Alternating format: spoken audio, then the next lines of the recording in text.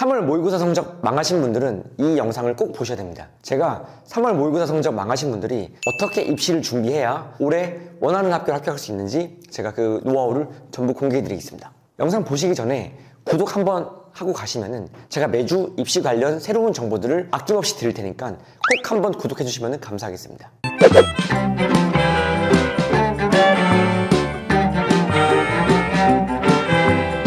여러분 안녕하세요. 저는 연대를 3번 합격한 사람 연세합사입니다. 이번에 3월 모의고사 시험 이후에 학생들이 내 성적이 좀 많이 안 좋아서 고민하시는 분들이 많이 계실 겁니다. 여기에는 현재 현역인 고3 친구들도 있을 것이고 N수생, 재수생 혹은 지금 대학을 다니는 친구들 중에서도 내가 어떻게 올해 준비할지 고민하는 친구들이 있을 건데요. 3월 모의고사 성적 같은 경우에는 이것이 수능 성적을 결정하지는 않지만 그래도 어느 정도 내 현재 실력과 수준을 예상할 수 있다는 점에서 의미가 있다고 볼 수 있습니다. 나는 3월 성적이 낮지만 수능에는 잘할 거야. 물론 그런 경우도 많이 있겠지만 현실적으로 내 3월 성적을 보고 이걸 바탕으로 이제 국어, 영어, 수학, 탐구 이 4개 과목 있죠, 그렇죠? 이 4개 과목을 어떻게 적절하게 배치하는지에 따라서 여러분들의 인생이 달라질 수 있습니다. 자, 여기서 얘기 있습니다. 사실 여기서 내가 국영수탐 평균 등급이 3이냐, 4냐, 5냐 사실 이런 거는 크게 중요하진 않습니다. 평균 내 등급 같은 경우에는 뭐에 중요하냐면은 수능 성적이 되게 중요하거든요. 우리가 사실 평균 3, 4, 5등급이라고 하면은 우리가 원하는 정말 좋은 인서울에 좋은 학교들을 가기는 쉽지 않잖아요. 이런 경우에는 여러분들이 전략적으로 평균 3, 4, 5등급 이하다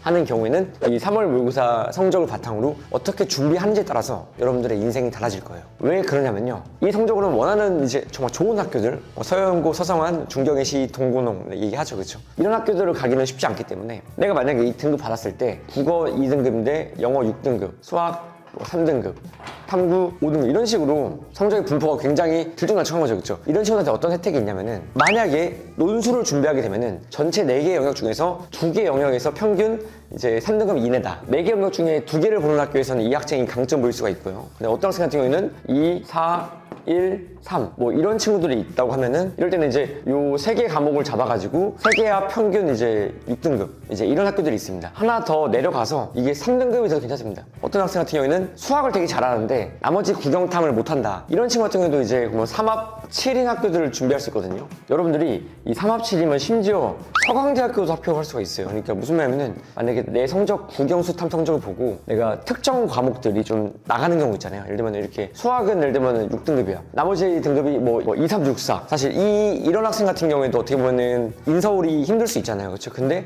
이제 2등급, 3등급 합쳐서 이제 2합 5죠. 그렇죠? 이런 친구들도 경희대를 갈 수가 있다는 거죠. 그렇죠?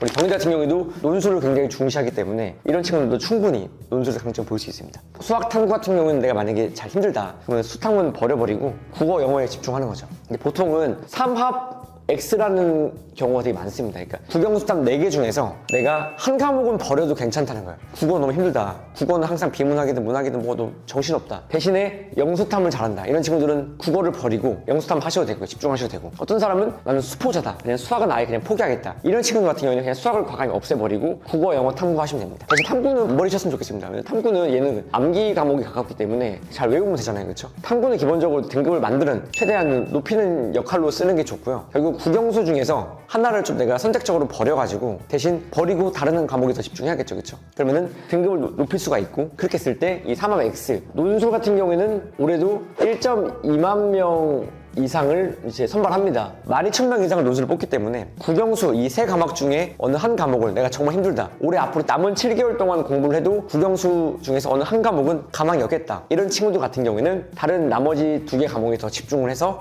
등급을 올리고 플러스 논술을 같이 준비해서 합격할 수 있게 만드는 것이 좋습니다. 왜냐면은 수학을 버리고 국어, 영어, 논술, 탐구 이렇게 보시면 됩니다. 이 정도의 힘을 들여가지고 논술 전형을 준비한 학생들이 많지 않아요. 대부분 학생들이 지금 3, 4월 보면 알겠지만 보통 7, 8월부터 논술을 준비해요. 그래서 사실 6월 뭐 7월까지도 보면은 제가 이제 영상을 열심히 찍어 올리는데 우리 친구들 잘 안 봅니다. 그 말은 뭐냐면 한 7월까지는 애들이 항상 내가 국영수탐 전부 다 잘 해가지고 수능으로 가야지 이런 마음은 먹지만 실질적으로 나중에 7, 8월 돼서는 그때 현실을 깨닫습니다. 나는 수능으로 갈 수가 없는 사람이구나. 그때 이제 불이 나게 논술을 준비해가지고 2, 3개월 바짝 논술을 준비해서 합격하려고 하거든요. 근데 그게 아니라 3, 4월 딱 지금 어떻게 보면 초반인 시기죠, 그렇죠? 이런 시기에 전략적으로 플러스 논술이라는 과목을 세팅한 친구들, 이런 친구들이 더 훨씬 효과가 좋고 합격률도 높았습니다. 그게 가능할 수밖에 없는 것은 말씀드린 것처럼 논술을 제대로 준비한 학생들, 논술을 오랜 기간 준비한 학생들 자체가 많이 없다는 거죠. 우리 경쟁자 자체가 많이 없기 때문에 당연히 이런 결과가 나온다고 보시면 됩니다. 이런 것들을 꼭 좀 참고해 주시고